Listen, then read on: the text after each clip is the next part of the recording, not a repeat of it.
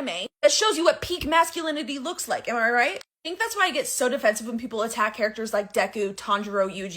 They call Deku a crybaby because he's literally breaking every bone in his body. L'évolution des personnages shonen masculins, notamment à travers le critère de la masculinité, c'est quelque chose d'excellent et qui n'est pas assez mis en avant selon moi. Avant, les persos principaux de shonen étaient beaucoup inspirés de Goku. Alors certes, Goku il est un peu niais, bébête et glouton, mais les valeurs qu'il transmet et qu'il dégage en tant que personnage globalement réussi de shonen sont très utiles pour la cible que sont les jeunes adolescents et les jeunes adultes qu'ont les shonen. Et en plus, ça a permis de créer et d'inspirer les personnages que sont Luffy et Naruto, qui sont grandement appréciés par le grand public et qui ont inspiré des jeunes notamment de ma génération, qui sont pris justement comme des vrais modèles, franchement je peux le dire, notamment avec des valeurs très simples, comme l'honnêteté, le fait aussi d'être un garçon de confiance, de toujours croire en ses amis et d'être contre la discrimination, et plein d'autres valeurs que vous connaissez aussi. Par exemple, il y a Inox Tag, on sait que son RP Luffy, voilà, il peut énerver certains, mais ça permet de dégager des vraies valeurs de dépassement de soi, de confiance, et aussi d'être une personne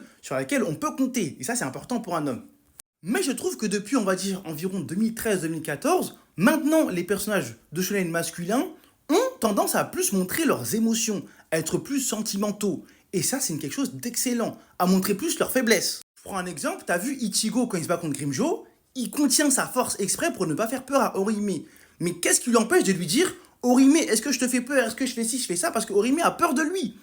Et du coup, c'est visible. On voit qu'Orihime, il inquiète quand il voit Ichigo avec son démon. Mais lui, il va pas lui poser la question, parce qu'en fait, ce serait exprimer une faiblesse, une insécurité, quelque chose qu'il ne maîtrise pas. Et ce serait justement perdre la confiance des gens qui l'ont donné. Et ça, c'est quelque chose justement de compliqué et que je vous évoquais précédemment sur le fait que les personnages shonen inspirent la confiance. Et quand tu es un homme, tu dois inspirer la confiance. Et des personnages comme Itadori, Deku ou Tanjiro ou d'autres ont plus de facilité à montrer qu'ils ne maîtrisent pas les choses, à montrer leurs sentiments.